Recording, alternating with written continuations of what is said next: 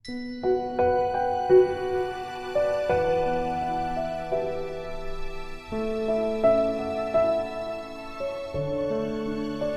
Rasulullah, salam alaik.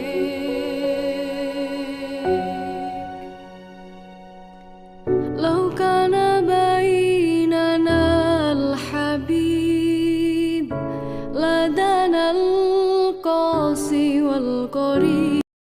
Jun, di desa kita ada warung jual miras. Ayo kita tindak. Gak usah, yang penting jadi orang baik. Jun, para pemuda mulai suka mabuk-mabukan di warung itu. Ayo kita tindak sebelum terlambat. Buat apa? Lawan mereka juga gak ganggu kita kok. John, sekarang warung itu dibangun tambah megah. Gak cuma jual miras, sudah ada pelacurnya juga. Setengah penduduk desa sudah jadi pelanggan. Kalau kita tidak menindak sekarang, besok-besok kita gak akan punya kekuatan lagi. Urus diri sendiri dulu, gak usah urusin orang lain. John, di desa kita sudah jadi pusat maksiat. Masjid mau dirobohkan, kamu sebagai takmilnya juga akan diusir.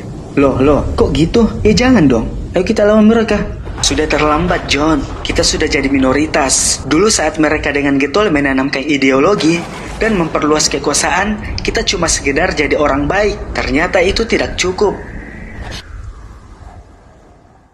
Di dunia ini setidaknya terdapat 4 golongan orang dalam berislam. Golongan pertama, orang Islam yang berilmu, menjalankan Islam, berakhlak Islam, dan sangat peduli dengan urusan umat Islam. Golongan kedua, orang Islam yang sedikit berilmu, menjalankan Islam, tapi tidak peduli dengan nasib umat Islam. Golongan ketiga, orang Islam yang tidak mempunyai ilmu Islam, tidak menjalankan syariat Islam, dan tidak peduli terhadap urusan Islam. Golongan keempat, orang yang belajar Islam, menjalankan sebagian syariat Islam, suka mengkritik dan terkadang benci terhadap Islam dan umat Islam, dan tidak peduli terhadap urusan umat Islam.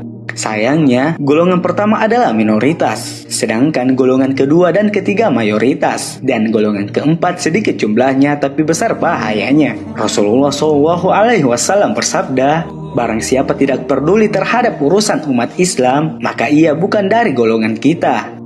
Nilai seseorang sesuai dengan kadar tekadnya, ketulusannya sesuai dengan kadar kemanusiaannya, keberaniannya sesuai dengan kadar penolakannya terhadap perbuatan jahat, dan kesucian hati nuraninya sesuai dengan kadar kepekaannya terhadap kehormatan dirinya. Khalifah Ali bin Abi Thalib dari Abu Sa'id Al-Khudri radhiyallahu anhu, dia berkata, aku mendengar Rasulullah SAW bersabda, barang siapa di antara kalian yang melihat kemungkaran, hendaklah dia merubahnya dengan tangannya. Apabila tidak mampu, maka hendaknya dengan lisan, dan apabila tidak mampu lagi, maka dengan hatinya. Sesungguhnya itulah selemah-lemah iman. Hadis riwayat Muslim. Siapa yang taat kepada Allah Subhanahu wa Ta'ala dan Rasul-Nya, serta merasa takut dan bertakwa kepadanya, mereka itulah orang-orang yang memperoleh kemenangan. Quran Surat An-Nur ayat 52. Wallahu a'lam bishawab. Assalamualaikum warahmatullahi wabarakatuh.